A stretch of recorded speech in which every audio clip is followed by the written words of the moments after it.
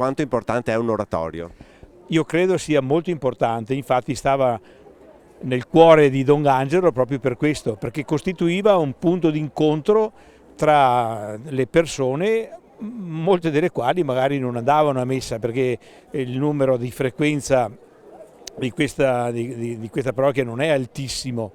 Don Angelo conosceva tutti, sapeva che tutti avevano dei motivi e delle ragioni per potersi incontrare, magari non in chiesa ma in un luogo come questo, tra cui le persone che si incontravano, molti giovani, molti ragazzi che qui trovavano anche un luogo per poter tirare un calcio al pallone o giocare pallavolo. Ecco.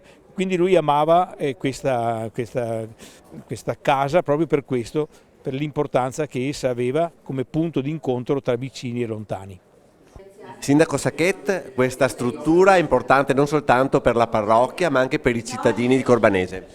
Sì, questa sera abbiamo inaugurato questo importante restauro dell'oratorio di Corbanese, un'opera voluta in primis da Don Angelo, come abbiamo ricordato questa sera, un'opera che è a disposizione della comunità non solo per le attività che principalmente fanno a livello religioso, quindi catechismo, greste e quant'altro, ma anche per tutta la comunità, anche ad uso pubblico. Ricordiamo la sala all'ultimo piano, una sala riunioni che la parrocchia insieme al comune hanno messo a disposizione e servirà appunto alla comunità per fare degli incontri, per fare delle mostre e quant'altro. Poi al piano terra abbiamo predisposto una sorta di ambulatorio per quelle che potrebbero essere tutte quelle iniziative sociosanitarie che la comunità ha bisogno.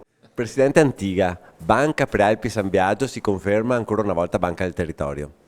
Sì, e questo siamo presenti qui all'Oratorio di Corbanese anche da diversi anni, grazie al contributo che diamo per la raccolta delle analisi agli anziani, e un servizio benefatto dalla comunità, è un servizio che chiaramente serve a questa comunità per rimanere chiaramente legata anche a una struttura come questa, che adesso grazie alla ristrutturazione potrà essere veramente vissuta, oltre che chiaramente per la sua vocazione religiosa, ma anche per essere un punto di aggregazione importante per i ragazzi.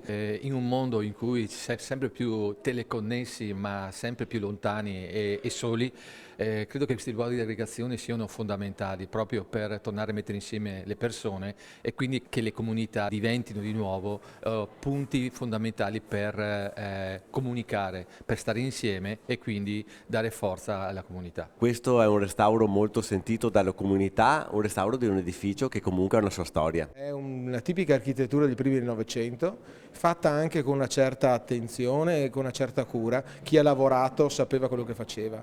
È ovviamente il modus operandi di quel tempo è diverso dai concetti che possiamo avere noi oggi. Oggi c'è la necessità di valorizzare questi edifici attraverso un passaggio in cui vai a migliorare le performance, in questo caso sia strutturali, che era necessario fare un miglioramento statico importante, ma anche dal punto di vista dell'efficienza e della risposta dell'edificio alle moderne esigenze.